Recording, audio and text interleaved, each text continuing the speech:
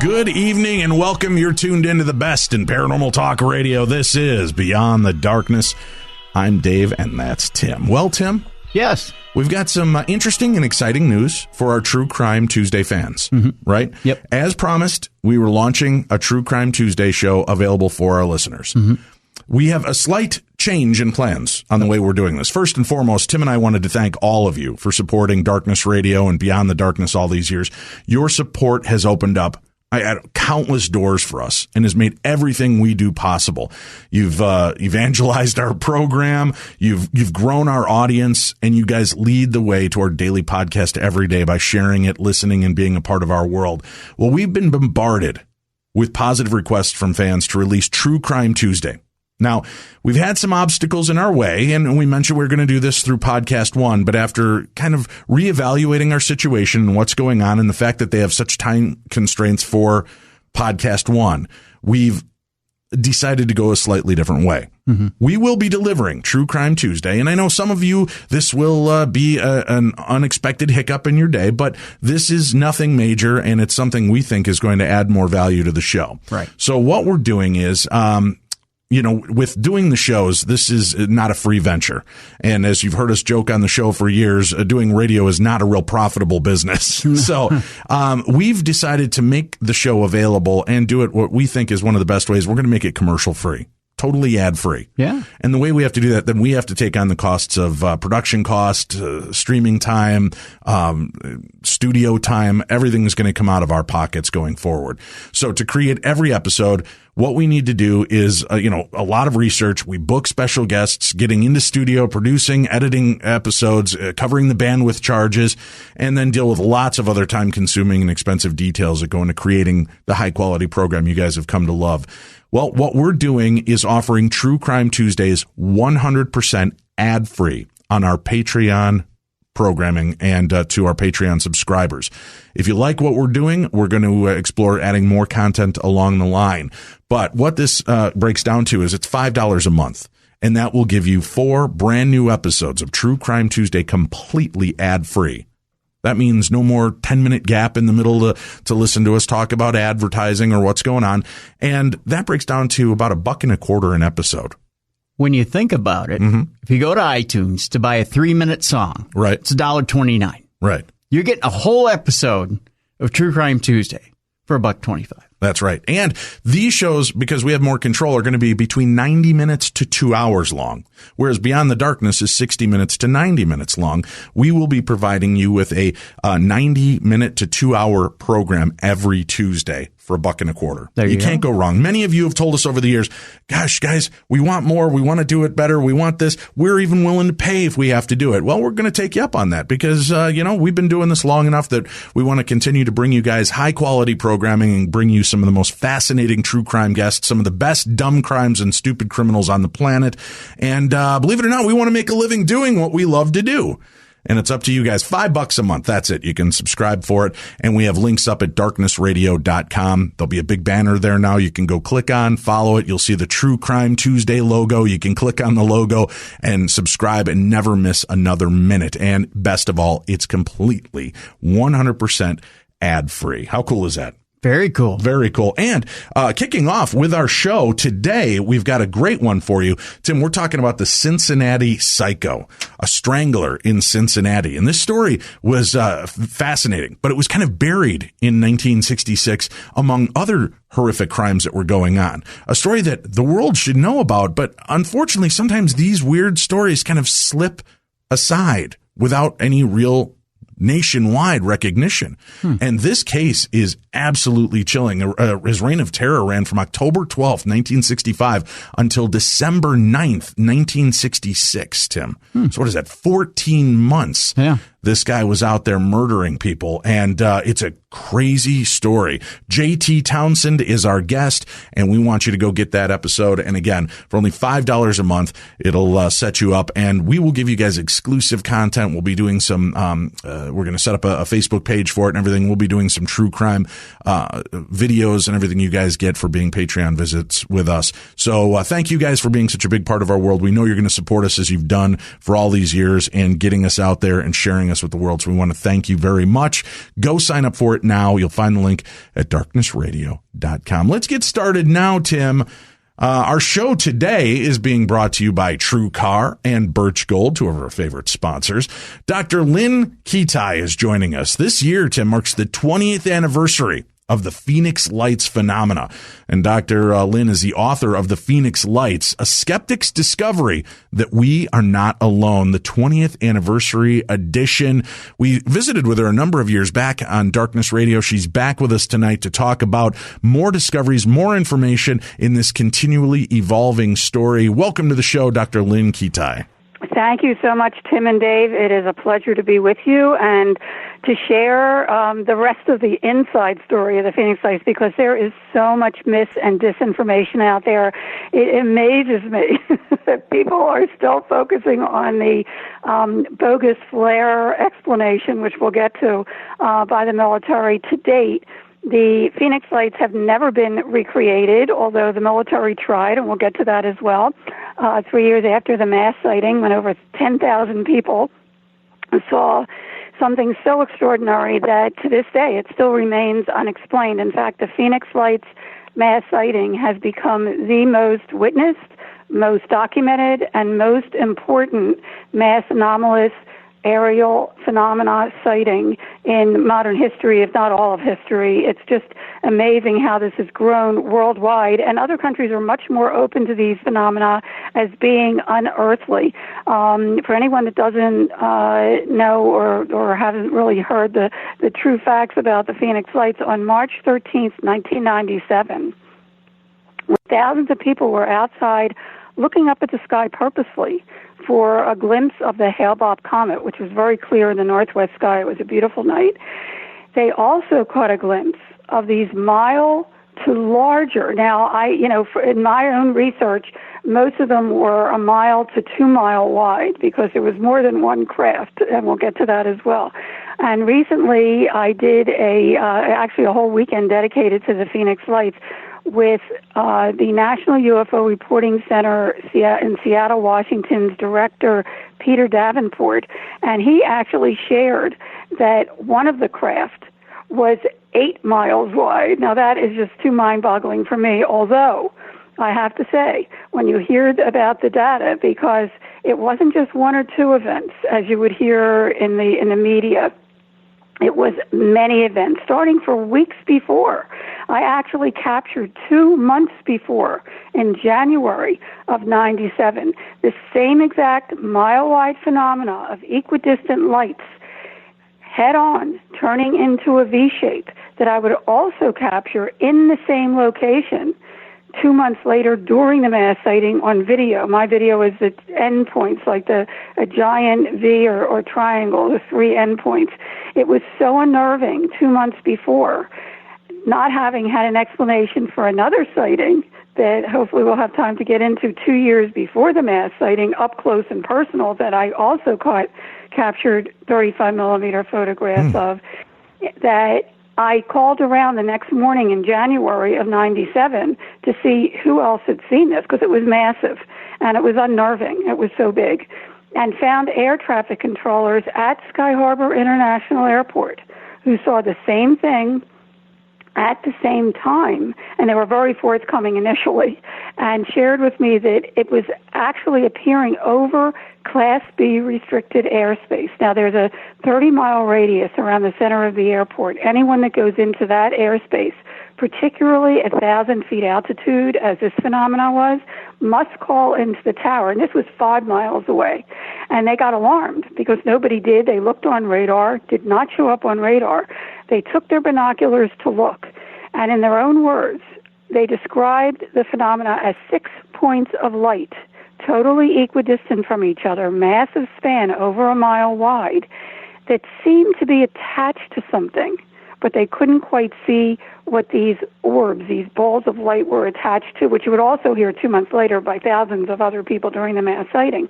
Or there was a force field in between these lights, holding them in rock-solid formation.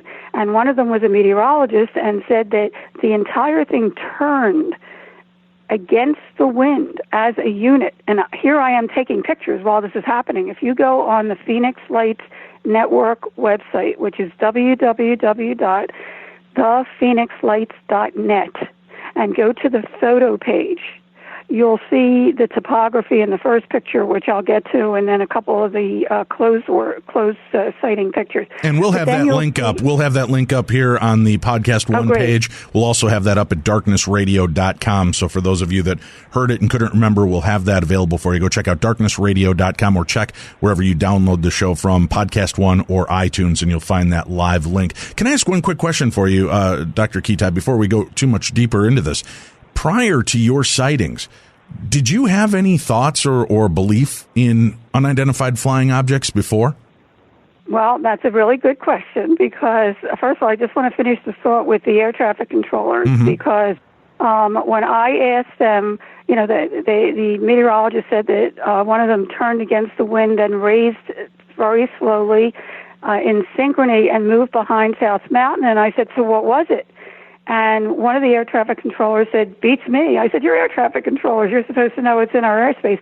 They had no clue what it was. They ruled out every conventional possibility with any kind of aircraft, flares, Chinese lanterns, blimps, even skydivers with lights. And they had no idea, and we kept in contact. Now, to answer your question, 2 years before the mass sighting, and both my husband and I, who are physicians, healthy skeptics, he must be open to whatever comes through the door, right. But nonetheless had no interest, and I underline no interest in this topic at all.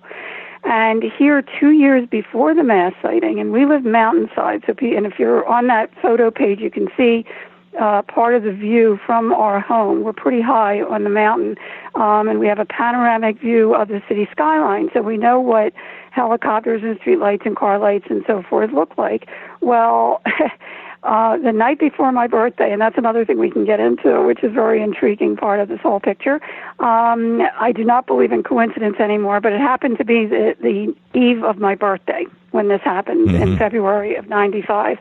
And one wall of our bedroom is a window. And my husband happened to be standing at the window. My mother-in-law had called from back east to wish me a happy birthday, and I was in the bath in the next room. And my husband, who's on several state and hospital medical boards and nothing ever rustles his feathers, sounded alarm. He said, get over quick. What the hell is this? And I grabbed my tail, ran over to this window, and a little below us, again, we're pretty high on the mountain, in a gated community, and we're kind of nestled in the mountain range. There's no way, and I really stress that it was military. It's a no-fly zone. Were 3 amber orbs in a pyramid formation a little below us. And I immediately looked underneath to see if somebody was creating it, but it's very treacherous desert landscaping there, and it was pitch black.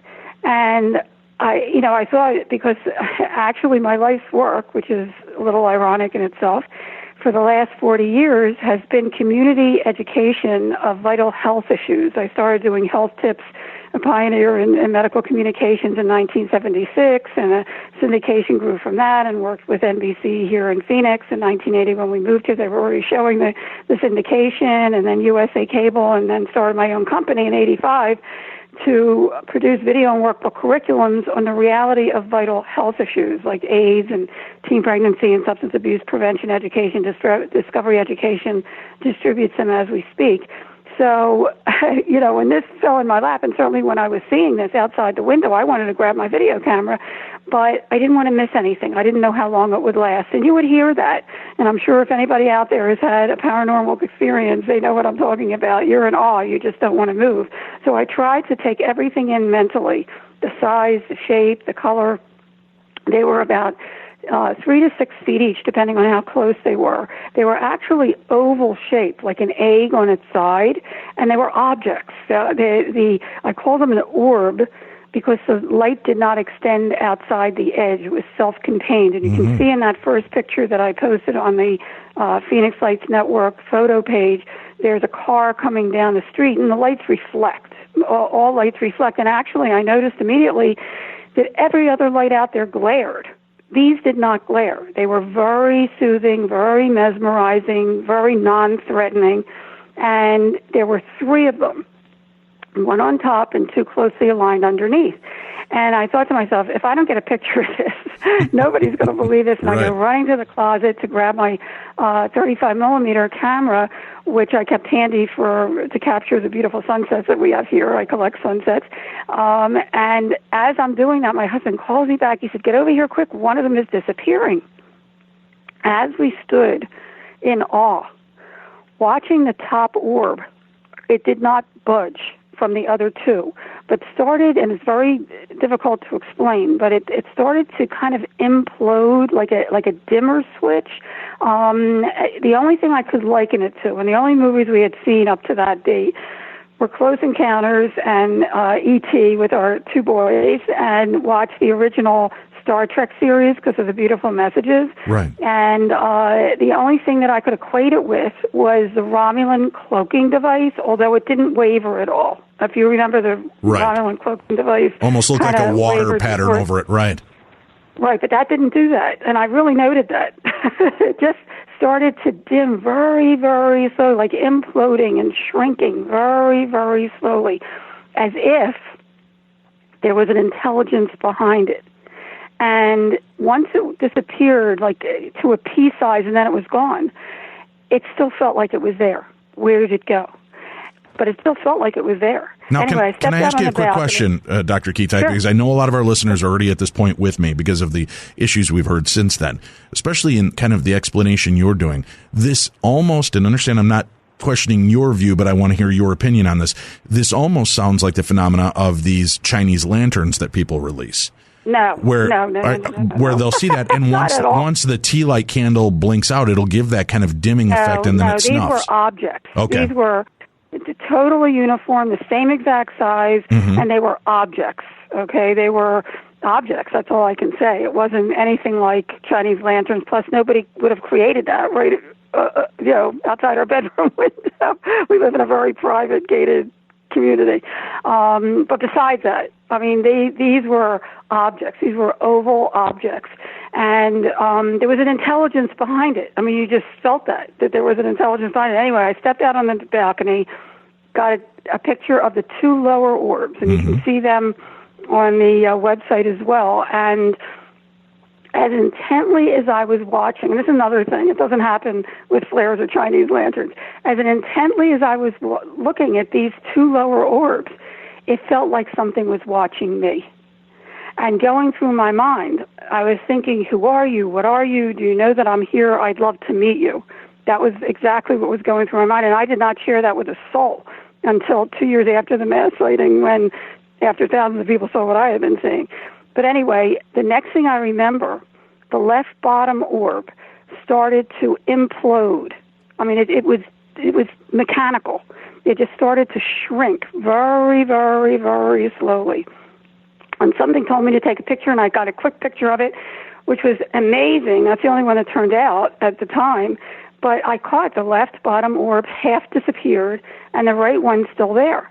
But I didn't even know who to show it to. I knew no one that was involved with the topic, and wondered for 2 years what this advanced technology. Now, I am a scientist, and I am a healthy skeptic. This was some kind of advanced technology right outside our bedroom window. Now, interestingly, if you look at the pictures, and this did not come out until 3 years later, a year after the mass sighting, when I had them analyzed by Navy optical physicist Dr. Bruce Maccabee, he came back to me after I sent him the first and the last picture and said to me, how long was that sighting? And I said, like I told you, it was a couple minutes. He said, are you sure? I said, okay, yeah, that's what I remember. He said, ask your husband. Now, interestingly, my husband was inside and I was outside. And like I mentioned previously, nothing really bothered him, but he would not talk about that sighting. Whenever I tried to bring it up, to me it was wondrous and awesome. To him, he didn't want to hear about it, so I didn't. And Dr. Maccabee said, well, you've got to confirm with him about the time. So I just sat him down. I said, look, I know it was 3 years ago, but how long do you think that close sighting was? He said, I don't know, 2, 3, 4 minutes tops. I go back to Dr. Maccabee. Now, if you're looking at those pictures, it's really a visual. But first he says to me, now, in the background at a distance, you're going to see, and he was the first one to really note this, the same exact phenomena that I would capture on 35 millimeter 2 months before the mass sighting and during the mass sighting is in the same exact location in those pictures as well in 95. So you asked me about the Chinese lanterns. I don't think so. It's the same exact phenomena. You can see there's 4 in the first picture there, and there's 2 in the last picture. So the same exact phenomena was in the same exact location when we were looking at the close orbs, and so concentrated on the first close orbs. And what's interesting about that is that during the mass sighting, many people saw these orbs detach from the main object, go out into the environment, and then redock with it later, which is maybe what happened in 95. But getting back to the 95 sighting, then he says to me, well, what about look at the skyline? I said, okay. And I would have never noticed this data. And he meticulously, he wrote a 21-page report. He says there's many lights on in the first picture that are off in the last picture. He said that doesn't happen in a couple of minutes. He says, I want you to do an experiment. He says, go out on the balcony. Now, this is 3 years later, but he says, go out on the balcony, stand approximately where you were standing in 95, and take a picture of the city skyline one night every hour, the next night every half hour, and the next night every 15 minutes, and we'll see when those lights start going out. Now, I'm getting a little ahead of myself because I usually tell this story at the end because I just shared this for the first time in the last edition of the book because I kept it private for over a dozen years. But he says to me, once he starts looking at the data, now, I usually take a bath between 7 and 8 when we're in town. Let's be conservative and say 8 o'clock starting point. The first groups of lights, not individual, groups of lights that start going out are at 9 o'clock. The last photo is indicative of 10:30, 11 o'clock. So he said to me, well, can I present this case at the upcoming 1999 MUFON International Symposium in Washington, D.C.? And I said, hey, this is your baby. I said, I would have never noticed this data. You've done such a meticulous job. You know, knock yourself out, but just don't give my name at all. I want to stay anonymous, which I did, by the way, for 7 years after the mass sighting. And he was kind enough to do that and presented the case from the anonymous photographer as the first, and as far as we know, the only, and this was at the MUFON International Symposium in 1999 at Washington, D.C., as the first authenticated photographic evidence ever of missing time. Now, again, I'm getting ahead of myself because a lot of things happened after the mass sighting as well. But you asked me about the Chinese lanterns. Okay, so we're getting ahead, and the reason that I'm sharing it now is because we've come so far from with quantum physics and quantum mechanics that, you know, they're talking about 10 or 11 different dimensions. Well, if there's other times and spaces along with ours, then why is it such a leap to think that there might be other intelligences, sentient intelligences in those other times and spaces that we get glimpses of if we're open to them or invited? So I'll just leave that out there, number one. And number two, time itself. Our concept of linear time is primitive. Past, present, and future is our concept of time. And perhaps this data, and that's why I decided to share it finally in the last edition of the book, and we just came out with the third edition of the book for the 20th anniversary with even more data, by the way, that's riveting, is because, you know, maybe this will open the door a little bit for science to take a look, because people ask me all the time about the Phoenix Lights, what were they?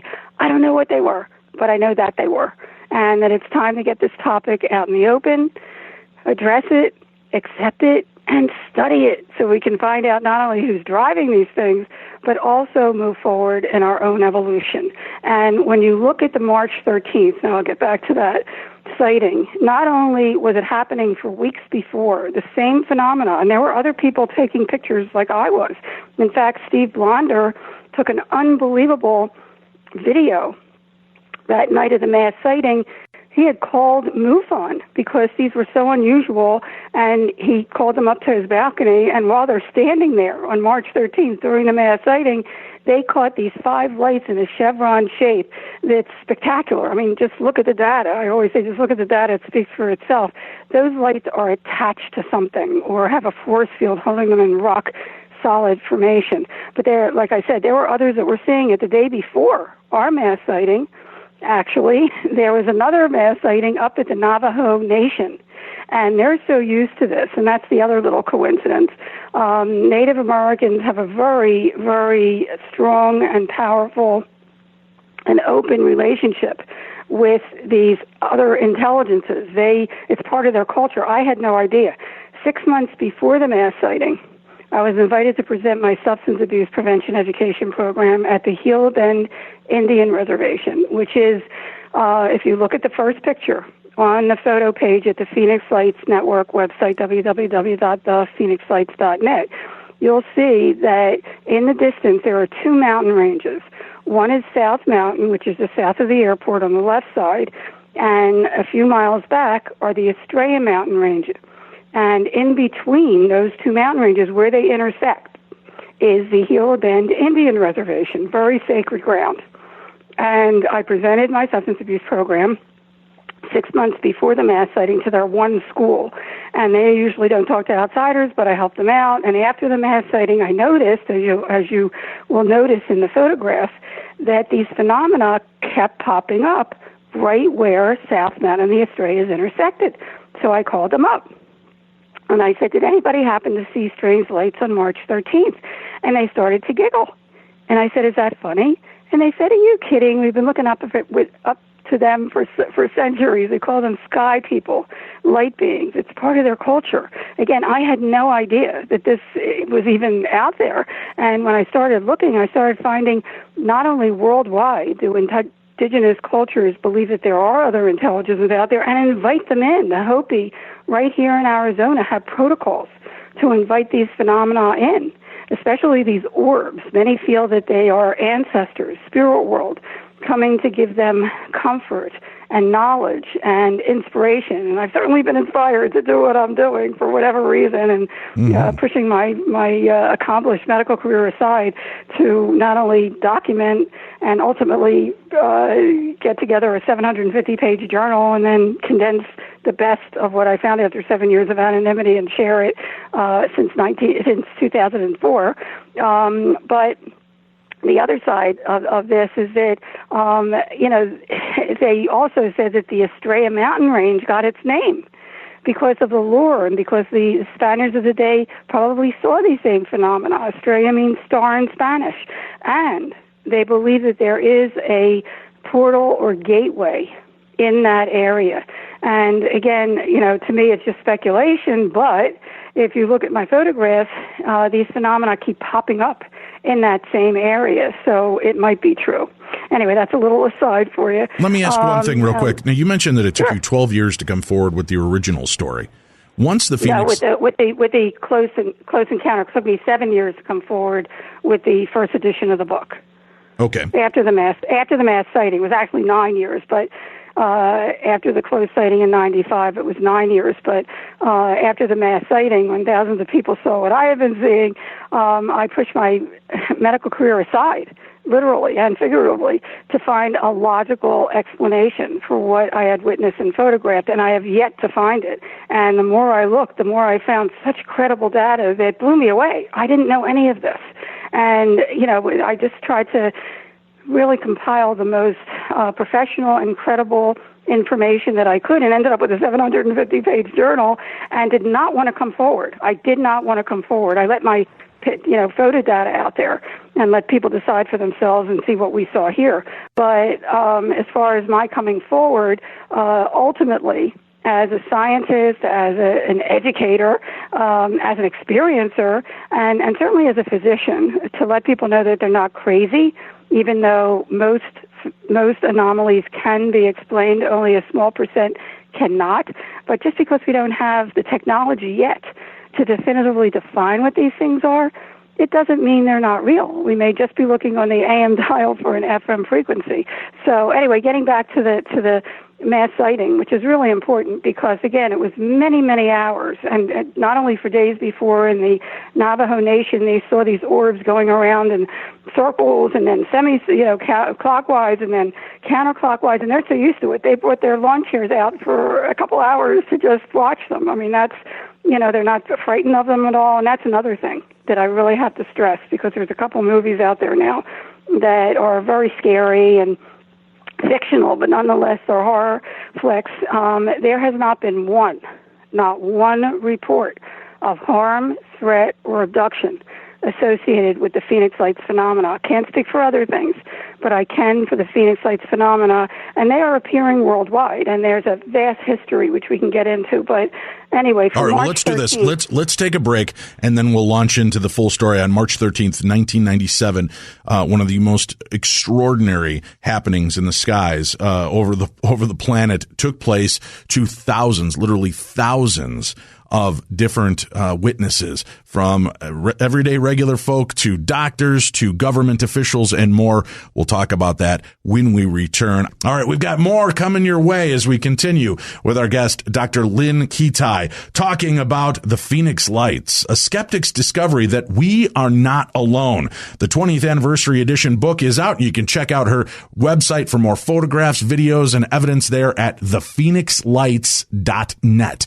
Thephoenixlights.net. You'll find the link with our download or on iTunes, or you can check it out at darknessradio.com.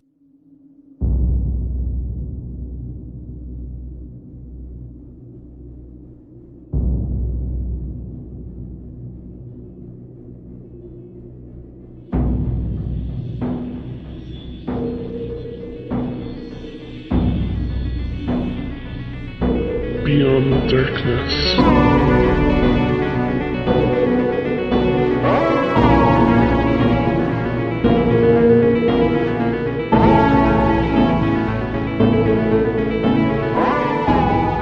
Welcome back. This is Beyond the Darkness. I'm Dave. That's Tim. Tomorrow, Tim, the unseen hand. A new exploration of poltergeist phenomena. Jenny Ashford is our guest tomorrow on the show.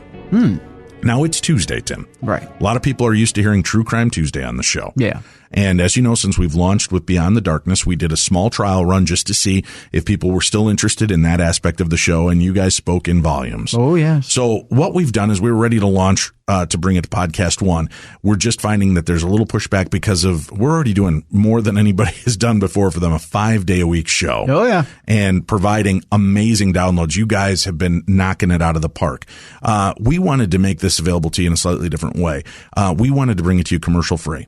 And to do that, we have to take on the responsibility and the costs of streaming, studio time, production, everything that goes into making the show happen. So we've put it together with Patreon. It's available, and Podcast One is behind us, stands behind us on this, and wants us to go forward making this available to you guys commercial free. And the way we can do that is it's a $5 a month subscription. That's it, $5 a month, $1.25 per episode for a 90-minute to 120-minute show. So you're guaranteed it's always going to be 90 minutes to 2 hours long every Tuesday for $1.25. You can't get entertainment like that for $1.25 anywhere. You just can't, because I can't dance for that long, Dave. No, that's true. $5 a month for about the cost of one of those goofy unicorn flavored frappes now, right? Tim, from what is it, Caribou? It's Starbucks. Right? Yeah. You can get yourself a full bunch of great information and different true crimes every Tuesday. Yeah. We've got a link up. Just go to darknessradio.com. darknessradio.com.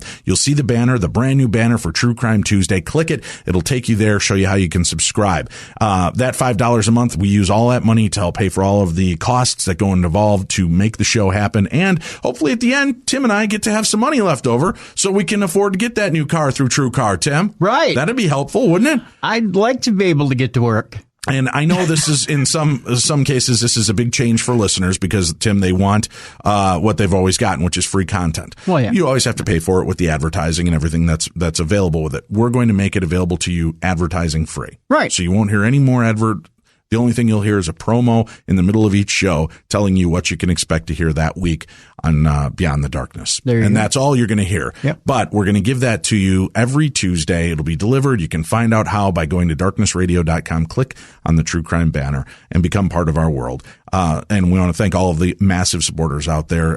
You've been wanting to do something to help us and keep us going and bring the show out. It's the only way we can do a sixth show, in all honesty, and bring it to you. So that's going to be the best way to do it. Go sign up right now and never miss another minute of True Crime Tuesday. Our guest today, Dr. Lynn Kitai. We're talking about the 20th anniversary of the Phoenix Lights phenomena. That was just this last week, Tim.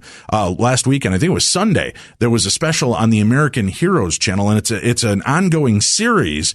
And Dr. Kitai, they were just talking about the Phoenix Lights on that, correct? Absolutely, to the Discovery Channel, and it's a wonderful series, by the way, called UFOs: The Lost Evidence. And the Phoenix Lights segment is in episode 5, which is past and present.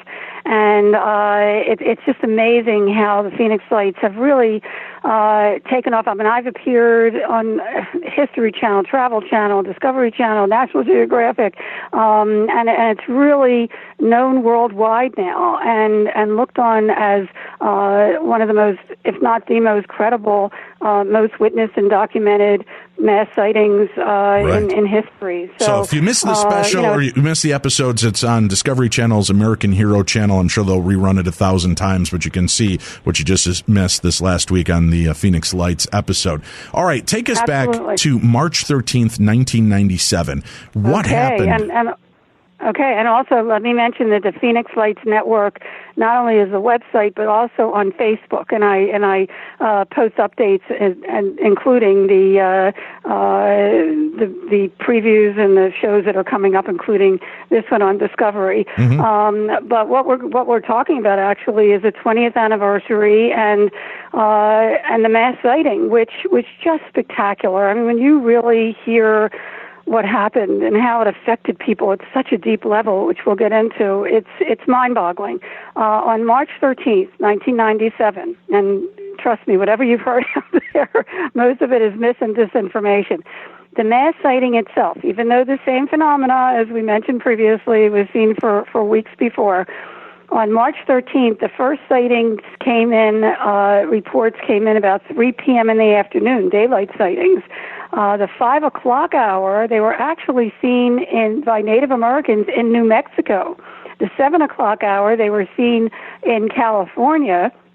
The bulk of reports came in, which makes sense, in the Arizona area between 8 and 10 p.m. That's why, that's when people were outside purposely looking up at the sky for the glimpse of the Hale-Bopp comet, when they also caught a glimpse of these 1 to 2 mile wide and larger, either these orbs, these balls of light, totally equidistant in space, massive V's or triangles or boomerang shape at rooftop level.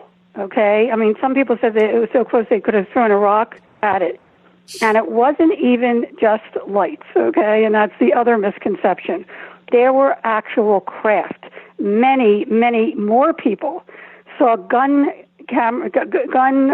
metal on the bottom. Some saw windows. Some even saw beings at the windows. And not only was it so low and gliding so non-threatening, right over their heads. And we have a pilot and military in the documentary. Our documentary is one of our dozen International Film Festival awards. We're so proud, and it's so unusual for especially a documentary in one of the genre.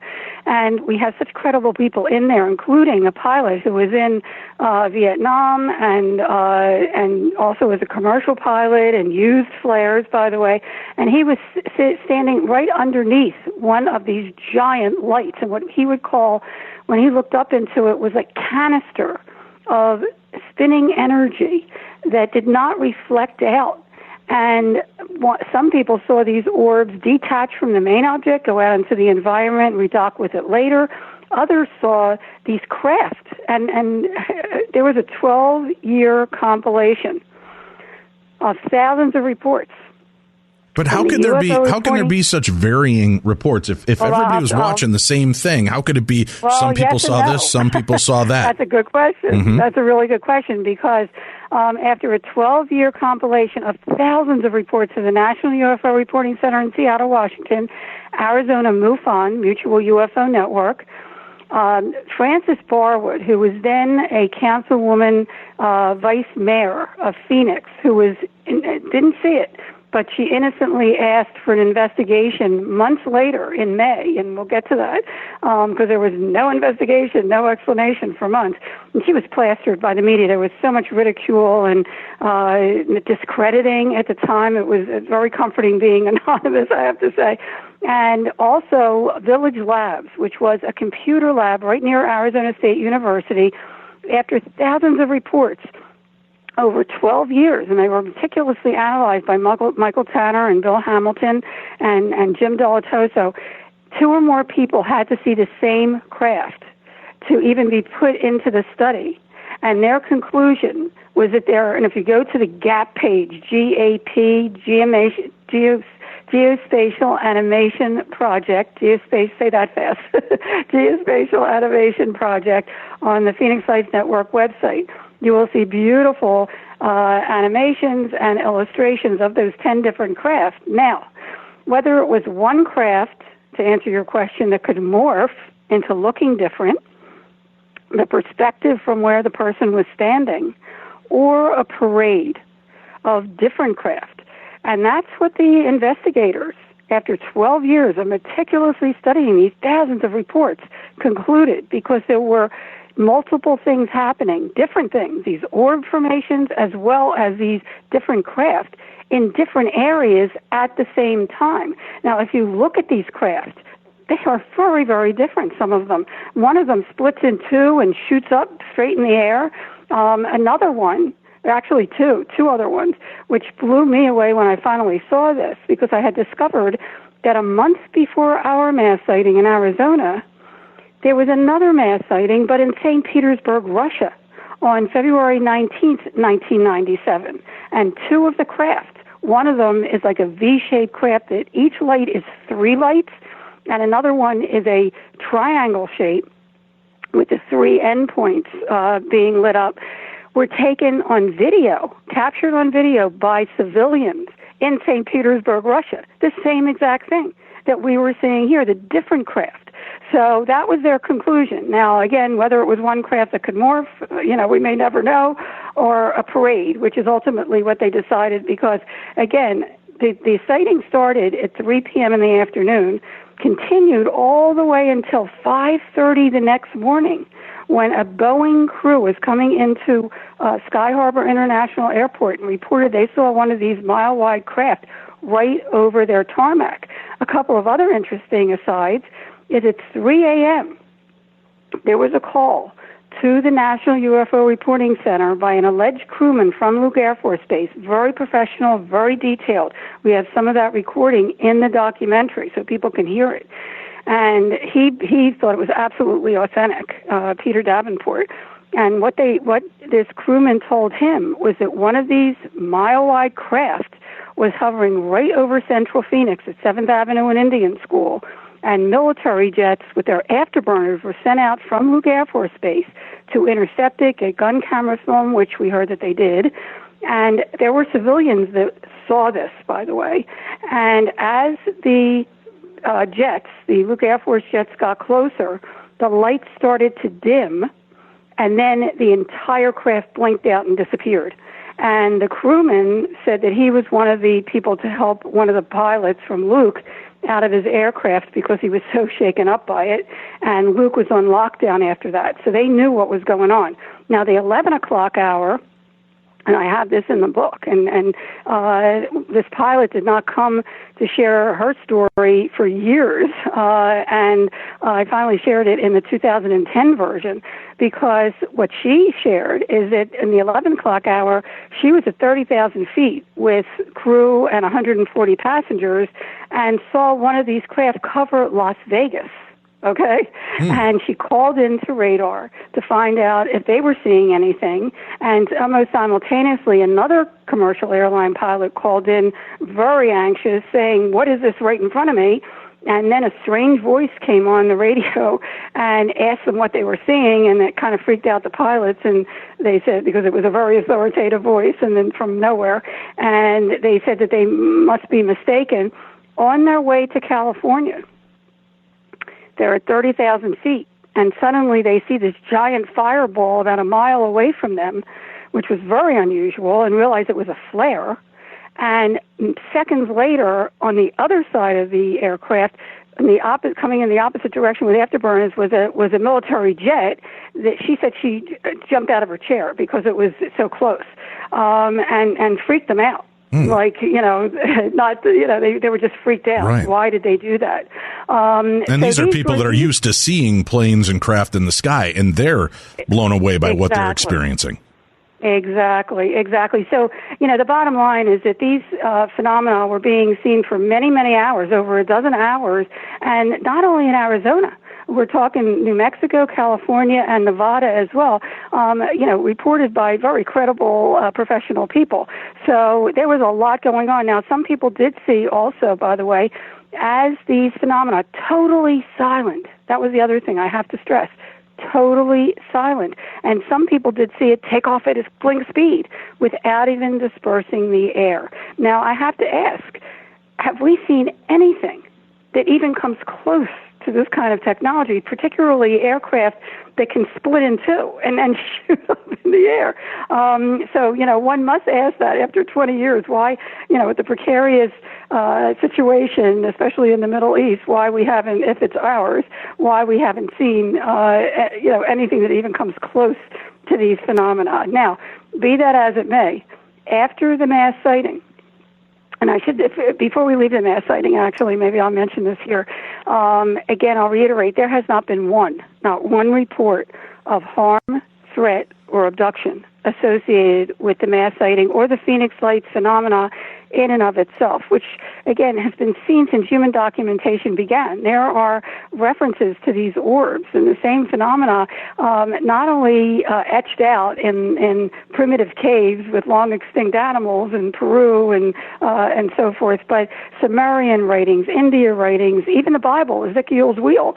And then you fast forward to the 15th and 16th centuries. We have paintings and frescoes with people looking up in the sky. In fact, I just published the Phoenix Lights, UFOs, and crop circles coloring book and graphic novel adventures of Sue F.O., field observer, and Hugh, H-U-G-H, UFO. He's a little alien, because I'm putting together a curriculum for 4th to 12th grade, but this is even more far-reaching. This is for adults as well, that not only shows the 10 different craft and exactly where they were seen, and you can not only see the pictures of them, the illustrations with a picture of where they were seen, and you can color.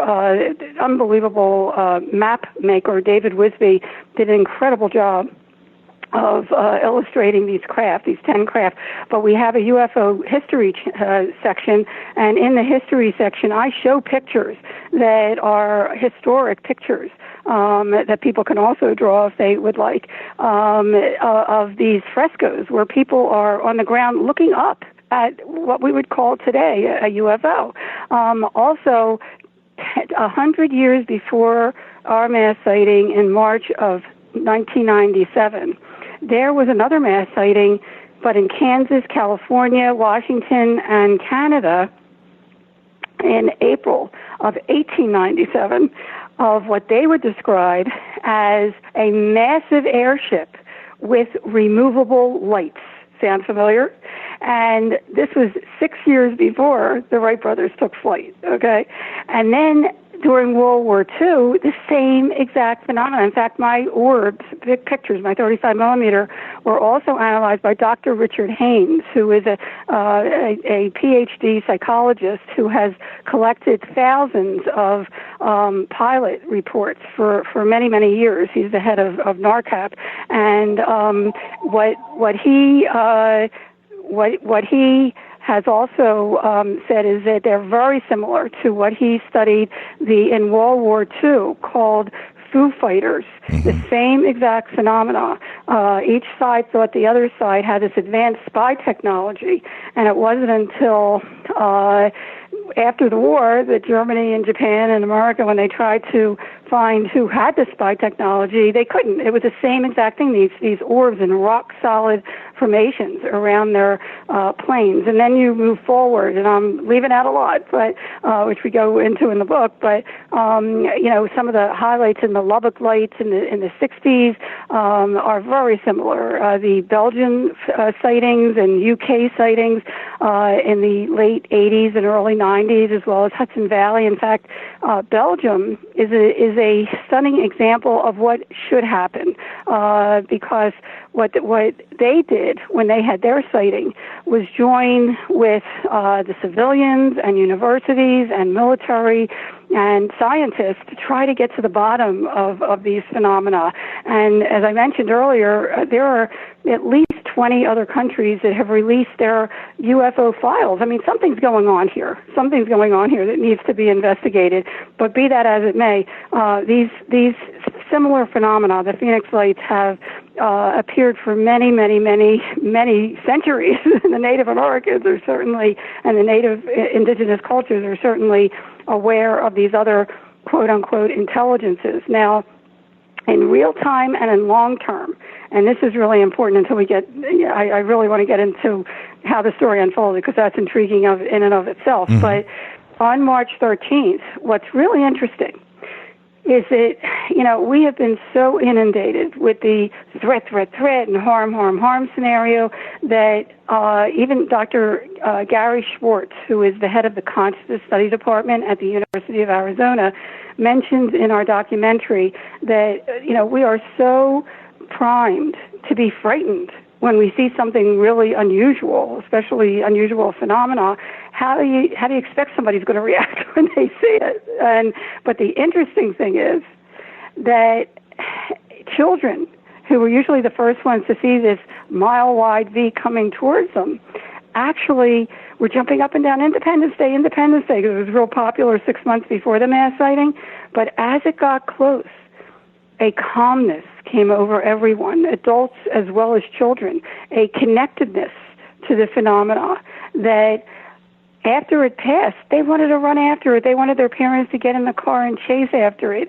People were given telepathic messages not to worry. They weren't here to harm us. I mean, whoever did this not only wanted to raise our awareness and wake us up to their presence in a very gentle, non-threatening way, but also to wake us up to the fact that we're not alone in the universe, whoever did this. But moving on, as far as... Well, let me ask you about that, to say we're not alone in the universe. Where is it in your mind? I mean, you're a skeptic yourself.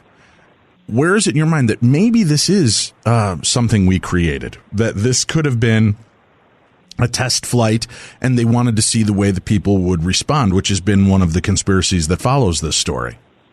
Okay, good question. Firstly, I saw these up close and personal, and I can say with conviction that they weren't ours, okay? It was another type of intelligence, interdimensional. If we're creating this, why would it? I mean, it just doesn't make sense. I am humble enough not to think they're going to appear outside my bedroom window to let me capture 35 millimeter photographs of them. But besides that, why, if it was military, okay, shame on them. I mean, they went right over people's heads at rooftop level. I mean, we're talking, even as a public safety issue, that it comes into play. Okay, plus, right, but they've been doing war games like that over populated areas for years, and we just had that in Minnesota a few years ago. Right over people's heads, the most populated corridor of Arizona. And you know what? I'm open. Sure. I mean, if it's military, fine. I mean, shame on them for denying it, and we're going to get into that story for months, and then coming up with a silly flare thing. But besides that, we haven't seen any technology that comes close to this. I mean, I wish we had this kind of technology, to tell you the truth. Maybe it would scare the bejeebies out of, who we need to scare the bejeebies out of.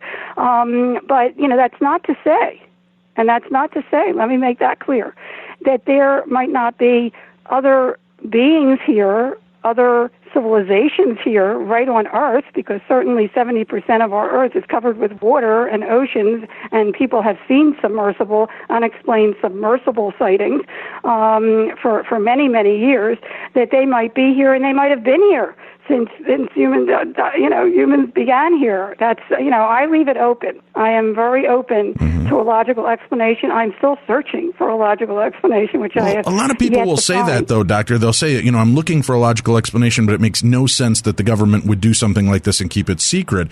Wouldn't that be the entire thing, though? If we truly do have this, and we're testing it to see how it looks, how it works, how it's developed, because as we all know, we're getting into more and more tumultuous times. You've got unrest in North Korea, China, Russia. You've got all of these fronts kind of looking a little unstable right now. And maybe the idea is that we have this technology on hand so that when or if a launch or an attack has ever taken place, we then can scramble these type of craft in order to deflect the craft or the attack, or to command the skies, as they learned during World War II, right? He who commands the skies commands the war, and hopefully it never gets to that point. But couldn't that be why we're protecting it, so that other countries don't realize just how far we have come in our abilities? And we know that a lot of the technology that gets released to us is already 20, 25 years old in the military's hands. Right. I get that. And you know what? If that's the case, I wish they would use it already. That's beside the point. Because how it affected people, not only in real time. See, that doesn't happen with flares or balloons or conventional aircraft. I mean, people were affected at such a deep level. People were in awe. They were in wonder. They felt blessed. I mean, I have more people tell me that they feel that it was a blessing that they had the experience that they had. I mean, this is far beyond seeing anything conventional. Plus the fact, the after effect, the transformation in people that changed their lives forever. We have people that stopped eating meat.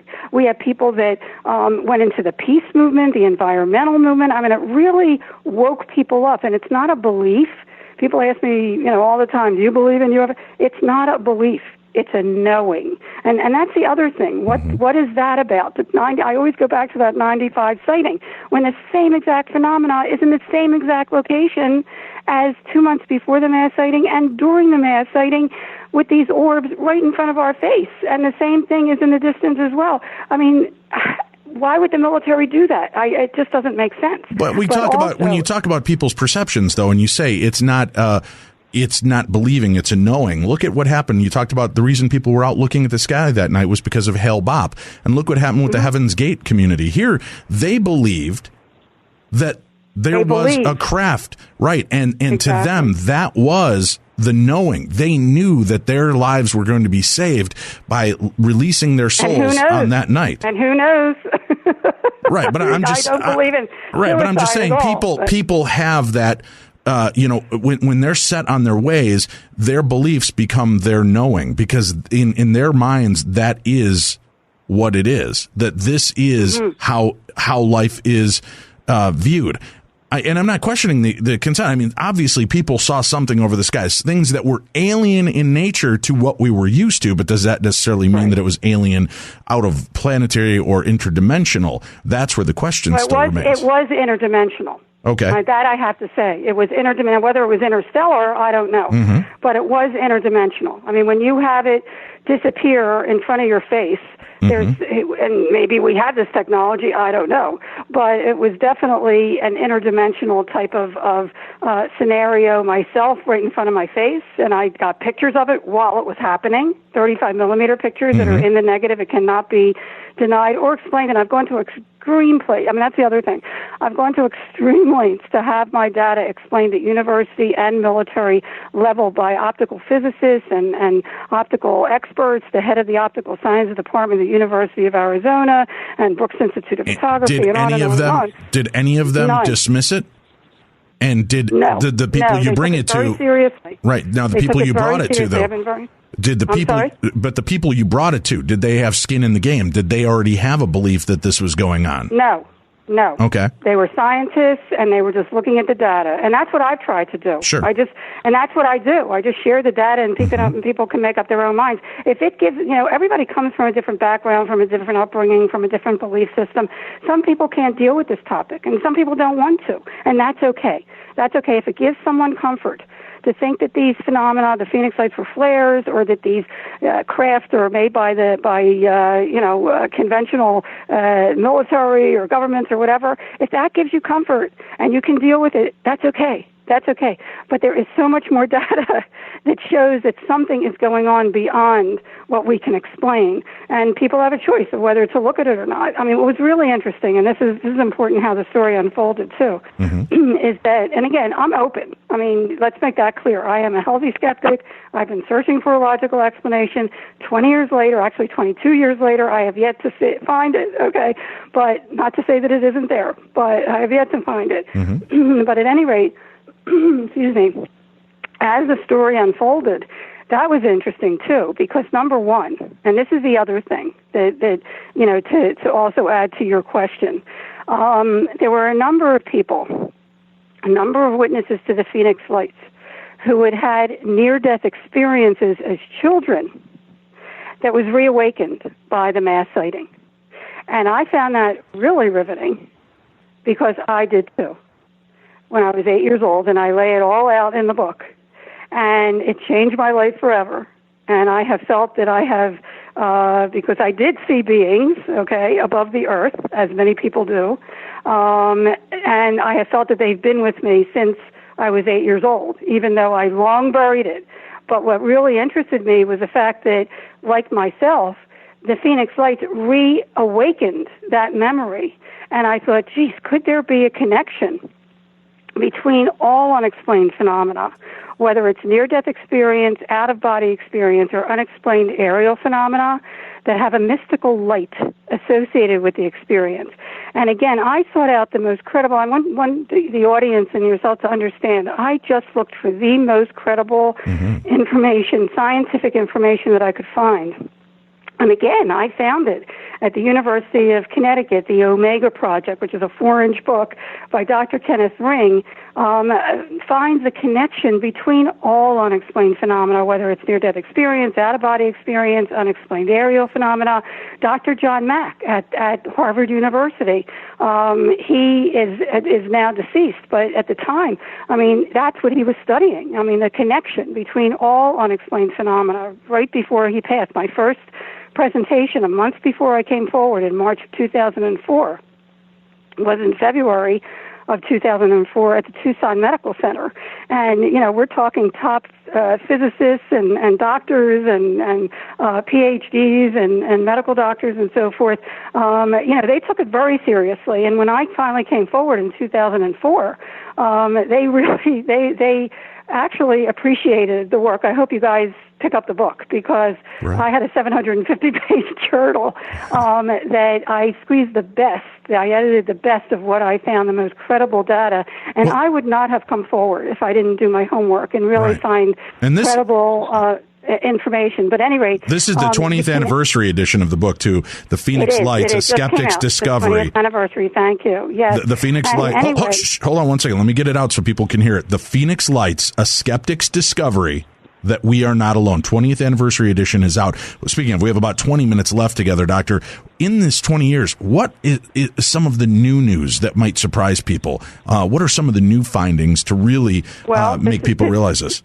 That's a great question. Thank because not only with the connection between all unexplained phenomena, which I lay out very simply in the book, not only is the experience very similar, but the after effect. And that's what's so profound here. That doesn't happen with conventional things. And we're talking all unexplained phenomena. I started calling them an UP, an unexplained phenomena, because the after effect is so positive, the awakening, the enlightenment that happens within an individual who has an up experience is life-changing, life-altering. The connectedness that they feel to the universe and to the earth and to each other.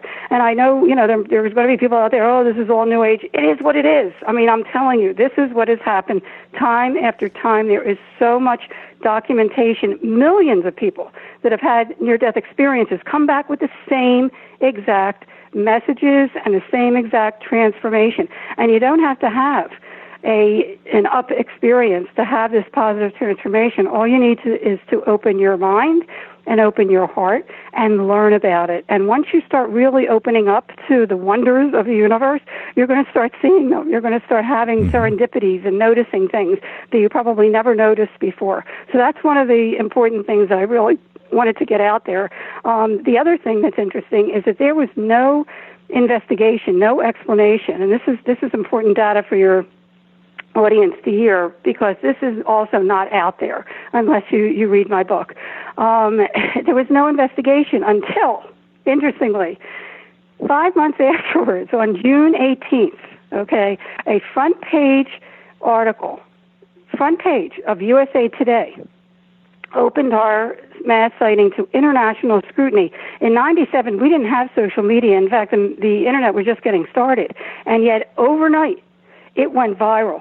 Every morning show, Peter Jennings, Dan Rather, on and on and on, were just aghast that nobody ever heard about this before, and really promoting it. By that afternoon, the next day, the morning the next day, June 19th, our former Governor Fife Symington calls a press conference, an unscheduled press conference, for that afternoon on the 19th of June to divulge the culprit of the lights over Phoenix. And I was thrilled, I have to tell you. Again, I was looking for any logical explanation. Please tell me what this was. And he comes marching out, one of his aides, with a giant alien head costume, and made a mockery of the whole thing. It was really disconcerting. He said there was panic. Again, there was no panic. I think the military and government were in panic because there was so much interest, and we were deluged by media who, once they started talking to the witnesses again, their stories were so detailed and so heartfelt that they too were saying, my gosh, something really extraordinary happened here. Why isn't there an investigation? Why isn't there an explanation? And he comes marching out and making a joke out of this, which really was very disheartening for especially parents that were with children that saw this thing that was like 3 giant malls wide, and yet they're making a joke out of it. Well, interestingly, I called around every military base, and I have some of their comical comments in the book to find out if they knew anything, and they were more interested in seeing my data than giving an explanation for it. They were just as curious. And I get a call a month later, July 24th, by one of the heads of PR at the Air National Guard, and she says, oh, Dr. Lynn, I think we know what those lights were back in March. And I was thrilled. I said, you do? She said, yeah, do you believe in all this time nobody ever looked at the log for visiting Air National Guard, and the Maryland Air National Guard was in town sending off flares in Operation Snowbird, which means diversionary tactical maneuvers, and it's been a diversion ever since, whether they did it or not. And she says, that must be what some people saw. That's exactly what she said. And I said, well, were the Air National Guard, Maryland Air National Guard, in town in January? She said, oh, no. I said, are you sure? She said, absolutely not. I said, well, I have 35 millimeter photographs of the same exact phenomena in the same exact location 2 months before the mass sighting, confirmed the next morning in January, and the morning after the mass sighting is hovering about 1,000 feet altitude over Class B restricted airspace. And she says, you never told me that. And then I said, besides, you're trying to tell me, and I'd educated myself to what flares look like, And I said, you're trying to say that flares that cannot keep a formation, that drift and drop with the wind haphazardly on parachutes, have huge smoke trails that are illuminated by the flare itself and illuminate the area around it, which, by the way, not one person that saw the true unknowns has described in 20 years, traverse the entire state in a rock-solid, equidistantly spaced, mile-wide V formation for hours? And she says, I have a call coming in. I'll get back to you. Well, I'm still waiting, guys. Okay. So after that, it was like, okay, I'm open. If it's military flares, reenact it. Well, 3 years later, former Vice Mayor Francis Barwood was running for Secretary of State on a platform to get answers for the Phoenix Lights and asking publicly for reenactment. And we get an announcement that 3 Air National Guards were coming into town. I think it was New York, Michigan, and California, to show everyone the Phoenix Lights. Well, all you need to do is go on the news page on the Phoenix Lights Network. About halfway down, you'll see a block that says AZ Family with 3, which is the CNN affiliate. Take a look at the data. I always say the data speaks for itself. It was, talk about a joke. They tried to make a triangle. It was upside down. It fell apart immediately. It had huge smoke trails, just like what flares do. And I have to say, whoever came up with the flare thing was brilliant, because the only hard evidence that they really could debunk were the handful of videos from that night, which reflected exactly what people saw, a V and an arrowhead and a boomerang. Nonetheless, in video, the lights are much smaller, they're white, they flicker, so they could be mistaken to the untrained eye for being flares, and certainly many people fed into that story. But nonetheless, they tried to reenact it and failed. To date, the Phoenix Lights have never been recreated or explained. And even more profound, the mile to larger, and like I said, the Peter Davenport, director of UFO Reporting Center, said one of these were 8 miles wide, okay, have never been addressed. Wow. Oh, yeah, I mean, and by the way, are you there? Yeah, I'm there. I'm just, it's boggling. Okay, you're in awe, right? Yeah. Anyway, the other thing that's really interesting that most people don't realize is that right after the 10th anniversary, our former Governor Symington, who mocked the sighting in 97, actually came forward and disclosed that he witnessed one of these mile-wide craft. And as a pilot and military, in his professional estimation, it was definitely not flares, but it was, quote-unquote, otherworldly. Unbelievable, right? So after all this mocking, he actually comes forward. Did he admit that he was pressured by any governmental alphabet agencies to respond the way he did? He wouldn't quite admit that, but he did say that he tried to look into it, and he was stonewalled. Fascinating stuff. And again, check out the website for yourself, folks, thephoenixlights.net. That's the Phoenix Lights Network website. You can check it out, thephoenixlights.net, to keep up and see a lot of the photographs and information that we've shared on tonight's show. Dr. Lynn Kitai, our guest. The book, again, is the 20th anniversary edition, The Phoenix Lights, A Skeptic's Discovery That We Are Not Alone. Dr. Kitai, thank you so much for joining us this evening. You're welcome, and we also have the new documentary, too, The Phoenix Lights Beyond Top Secret, and the new graphic novel and coloring book. I hope people will check it out, as well as the website. There is so much more to the story. I just told you the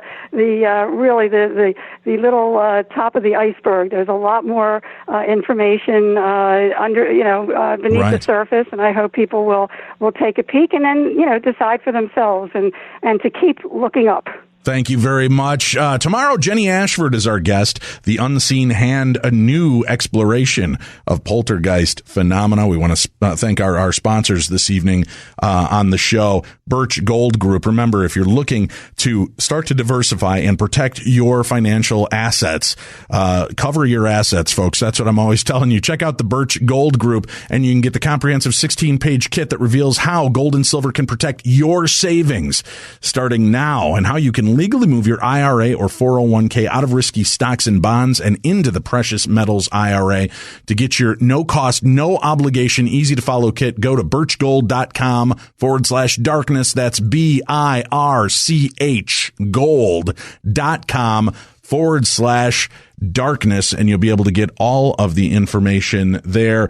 We also want to mention real quickly that with the True Crime Tuesday stuff, folks, please do us a favor and go to darknessradio.com. Click on the True Crime Tuesday banner on the front of the page. You can also watch the video underneath it. Get information on how you can become a member and get a subscription for $5 a month to hear the best in true crime 4 times a month in a 90 to 120 minute show. We'd love for you to do that and be a part of it with us because, again, we want to continue to bring you the best, and we need your help to do that. So make sure that you check that out. Our other sponsor for the show, True Car. Remember, when you're finally in the market to go out and purchase a brand new or previously owned vehicle, go to the source that we trust most and check out True Car. You will be thankful that you did. Now, remember, I'm going to also be hosting Coast to Coast AM this coming Saturday night. JT Townsend will be my guest, and you'll hear him on our True Crime Tuesday program that's available if you go to darknessradio.com and click on the True Crime Tuesday banner and subscribe. He's our guest tonight on True Crime Tuesday as we talk about the psycho in Cincinnati, the Cincinnati Strangler. That's our topic. But he'll be my guest for the last 3 hours on Coast to Coast AM when we take a look at the life of American legend, Lucky Lindy, Charles Lindbergh. Here's a man that so many people revered and loved and respected. And of course, there was the tragic death surrounding his son, the kidnapping and death. Did Lindbergh know more than he ever let on? Was he perhaps behind the abduction and consequent murder of his son? We'll talk about the dark side of Charles Lindbergh. We'll do that on Saturday night from on Coast to Coast AM. We also have Greg Lawson, who will join me in the first hour. We're going to talk about his presentation, Paranormal Perceptions, in which, after listening to tonight's show as well, would be a great fit. He outlines the many different dynamics that can affect the memory of an experience. By identifying those undercurrents, experiencers can better understand their involvement in what they perceive as something paranormal. That's what's going to be on tap for me when I host Coast to Coast AM this Saturday from midnight till 4 a.m. You can find more information and stations and times in your area by visiting coasttocoastam.com and check out all of the upcoming shows. Tonight, George Norrie hosts. His guests, David Livingston and Leela Hutchinson. Dr. David Livingston founded the organization that operates the Space Show, which promotes education of all issues relating to space. And in the second half, gemologist, explorer, and researcher Leela Hutchinson details her exploration into the deadly crystal caves of the Nicea and Chihuahua, Mexico. So check that out tonight on the best in overnight talk radio, Coast to Coast AM. Thank you for tuning into the best in paranormal talk radio. This is Beyond the Darkness.